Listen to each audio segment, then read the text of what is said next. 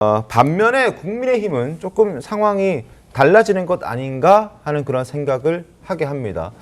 굉장히 궁지에 몰렸었는데 지금은 전혀 다른 어떤 분위기가 조금씩 나오고 있는 듯합니다. 일단 지지율부터 조금 달라지기 시작했습니다. 계엄 이후에 3주 연속 20%대를 기록했던 지지율이 지금 29.7%를 기점으로 30.6% 그리고 무려 이번 주에는 34.4%로 반등을 보여주고 있습니다. 반면 더불어민주당은 조금씩 떨어지고 있죠. 그래서 계엄 선포 직전 수준으로 지금 여야가 회복됐다라는 그런 평가가 나오고 있습니다. 김용태 의원님은 저 여론조사를 어떻게 좀 보고 계십니까? 저도 지도부의 일원이다 보니까 네. 여론조사를 지금 이 자리에서 제가 섣불리 해석하기가 좀 조심스럽고요. 지도부도 좀 이 상황을 주의 깊게 보고 있습니다. 그래서 네. 여러 가지 원인이 있을 수 있다고 생각이 들고요. 다만 이제 저희가 내부적인 여론조사를 아직 못 해봤습니다. 여연이 새롭게 구성되면서 여연에서 보통 여론조사를 해왔는데 하죠. 그 이제 여연 원장을 지명해서 네. 내부적으로 여론조사를 좀 보고 원인을 살펴봐서 그 다음에 좀 전략을 세울 수 있다는 말씀을 조심스럽게 드리고 싶습니다. 굉장히 신중하게 말씀하시는데. 자, 그럼 송국권 본부장은 어떻게 보십니까? 저는 이 상황이 박근혜 전 대통령과 이재명 대표 효과라고 생각을 해요. 박근혜 전 대통령과 이재명 대표의 효과다. 왜 그러냐면 박근혜 전 대통령 탄핵 때도 제가 계속 취재를 하고 했지만 그때와는 상황이 좀 분위기가 달라요. 뭐냐면 물론 비상계엄령을 선포한 데 자체에 대한 거기에 대해서 찬반 논의는 별개를 하고 네. 그 이후에 탄핵을 놓고 이야기를 하면은 박근혜 전 대통령 탄핵 때와 달리 지금은 이 탄핵 이후를 생각을 하는 거예요.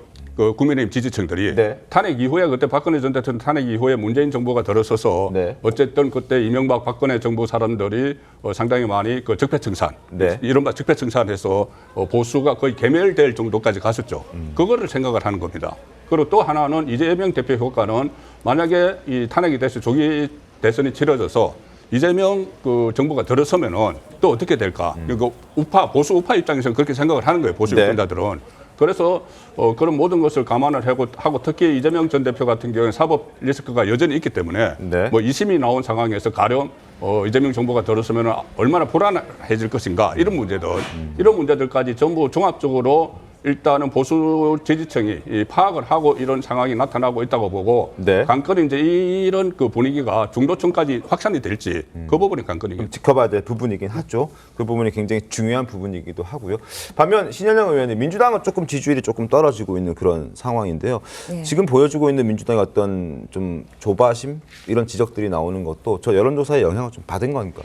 결국에는 지금 이 비상계엄 사태가 한 달 되면서 얼마나 제대로 대응을 하고 위기에 대한민국을 안정시킬 수 있는 유능함을 보일 것이냐, 그게 어느 당이냐에 따라서 물론 여론조사의 추이가 달라질 수 있다고 생각을 합니다. 네. 저희는 요즘에 나오는 여론조사가 과연 그 지표가 그리고 그 대상자들이 제대로 신뢰할 수 있는 조사인가에 대한 의문이 상당히 있어요.